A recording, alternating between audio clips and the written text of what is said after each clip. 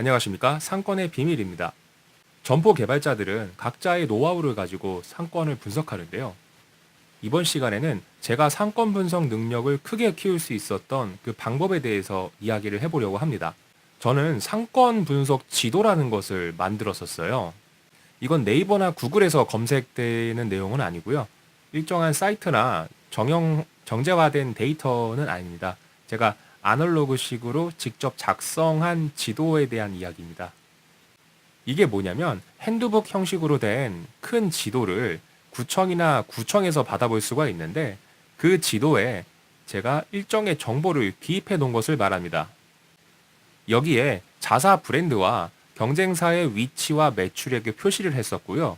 신축 건물에 대한 현황을 기입해 놓았습니다. 예를 들면 아파트나 오피스텔 그리고 상가가 어느 지역에서 어떠한 규모로 현재 공사 중인지에 대한 내용을 정리해 놓는 거죠. 하나의 지도에. 그리고 이러한 데이터를 통해서 어느 지역이 현재 매출 포텐셜이 있고 어느 지역이 출점을 했을 때 저매출이 나올 가능성이 높은지에 대한 내용을 스스로 분석을 했었고요. 처음에는 제 위에 일부 선배들이 했었던 방법을 그대로 했었어요. 그 내용이 뭐였냐면은 지도 안에 자사 브랜드의 위치를 표시해 놓는 거죠. 제가 지금 점포 개발을 하고 있는 업종은 편의점 점포 개발인데요. 편의점과 같은 경우에는 250m 이상의 거리가 떨어져야만이 오픈이 가능한 모범거래 기준을 가지고 있습니다. 그런데 선배들이 했던 방법을 그대로 했을 때 문제가 뭐냐면요. 이건 사실 제가 작성을 하면서 느꼈던 것이 상권 분석이라고 말을 할 수 없는 수준이었습니다. 이게 뭐냐면은 결과적으로는 모범거래 기준에 부합하는 점포를 찾기 위한 방법이지 실제적으로 어느 상권이 좋고 어느 입지가 좋고 나쁜지에 대한 정보를 이 작업을 통해서는 얻을 수 없었던 거죠. 예를 들면 식당을 창업하는 사람이 있다라고 했을 때 이런 판단을 내리는 것과 똑같습니다. 주변에 돈가스 집이 없으니까 나는 돈가스 집을 차려야지. 왜 백종원의 골목 식당에서도 나오죠. 아, 주변에 쭈꾸미 집이 없어서 쭈꾸미 집을 오픈하게 됐습니다. 이게 과연 장사가 잘 될 수 있을까요? 상권 분석을 했다라고 생각을 하지만 이건 상권 분석이 아닌 거죠. 그래서 의미 있는 상권 분석 지도를 만들고 싶어서 선배들이 했던 자사 브랜드의 위치만 기입하는 것이 아니라 매출액을 기입을 하고 경쟁사에 대한 내용을 기입하고 그리고 상권에 대해서 내가 생각하고 판단했던 부분들을 하나하나 기입을 해 나갔습니다. 그렇게 하나하나 작성을 하다 보니까 이 지도를 통해서 전체 제가 담당하는 담당 지역에 대한 그 데이터가 시각화할 수가 있었던 것 같아요. 작성한 지도를 통해서 전체적인 상권에 대해서 판단을 할 수 있게 되니 당연히 담당 지역에 대한 상권 장악력 또한 커졌겠죠. 그리고 전화로 공인중개사나 예비 경영주가 물건지에 대한 검토를 의뢰하는 경우가 있습니다. 이제 저 같은 경우는 말로만 들어도 어느 지역의 어느 상가라는 거를 좀 그릴 수가 있는 수준이 되었었죠. 그리고 점포 개발자에 대해서 일반인들이 가지고 있는 편견이 하나가 있는데요. 너희들은 어찌됐건 점포를 하나 오픈하면 끝나는 것이 아니냐.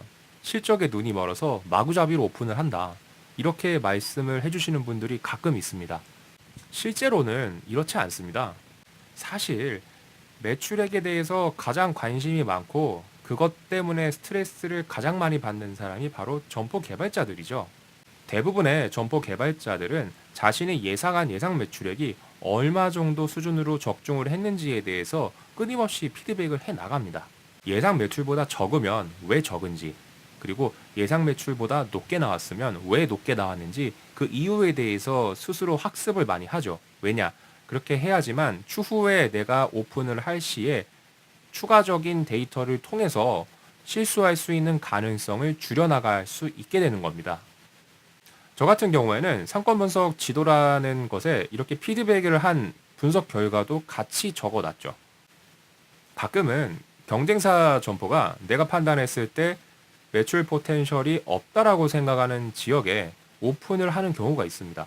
이런 경우에는 이제 내가 생각한 부분이 맞는 것인지 아니면은 경쟁사 브랜드의 점포 개발자가 옳게 판단했는지에 대해서 학습을 했었고요. 그리고 그 내용을 상권 분석 지도에 역시 기입을 해 나갔습니다. 이게 뭐냐면은 제가 보고 느끼고 판단했던 모든 상권에 대한 내용을 하나의 지도에 담은 거나 마찬가지인 거죠. 자사 브랜드의 매출액 변화를 체크하고 경쟁사 브랜드의 매출액을 추적하면서 공인중개사나 건물주들로부터 들었던 상권에 대한 이야기를 분석해서 정리를 하게 되면은 결과적으로는 내 담당 지역에 대해서 가장 잘 아는 사람은 제가 될 수 있게 되는 거죠. 왜 공부에 대해서 이런 얘기가 있지 않습니까? 이 내용에 대해서 제대로 암기하기 위해서는 보는 것보다는 적어야 하고 적는 것보다는 이해를 해야 된다. 상권 분석 지도를 계속해서 작성해 나가고 그 이후에 상권에 대한 나름의 판단했던 내용들을 하나하나 적성해 나가다 보니 결과적으로는 전체적인 상권의 흐름에 대해서 읽을 수 있게 되는 것 같습니다. 이제 점포 개발 업무를 하는 후배들한테 사실 추천을 많이 합니다. 상권 분석에 대한 내용을 하나의 지도에 꼭 기입을 해봐라. 그렇게 하다 보면은 상권에 대한 흐름을 읽을 수 있는 능력이 커진다라고 얘기를 많이 하는데 사실은 이게 상당히 번거로운 작업이에요. 매출액도 다 핀으로 표시를 해야지. 그리고 점포의 위치도 정확하게 찝어야지. 그리고 이게 앉아서 할 수 있는 작업은 아니고 결과적으로는 직접 발로 골목골목을 다니면서 정리를 해야 되는 작업이거든요. 그래서 단순히 그냥 골목을 다니는 것만으로도 힘이 든데 여기서 지도도 들고 펜도 들고 왔다 갔다 하다 보면은 사실 중간에 멈추고 싶어지죠. 번거로우니까. 당장의 결과물이 나오진 않으니까. 꾸준하게 상권에 대한 정리를 하다 보면은 이게 정말로 나만이 볼 수 있는 그러한 지도가 되는 것 같습니다. 이런 얘기들 많이 하죠. 주택과는 달리 상가는 데이터화하기가 어렵다. 그리고 상가에 대한 실질적인 자료를 찾을 수도 없고 만들 수도 없다라고 얘기를 하는데 공인중개사를 하시는 분들이나 아니면은 예비 창업자분들 같은 경우에는 한정된 지역에 한해서 분명히 그 상권 분석 자료를 만들 수가 있다라고 생각을 합니다.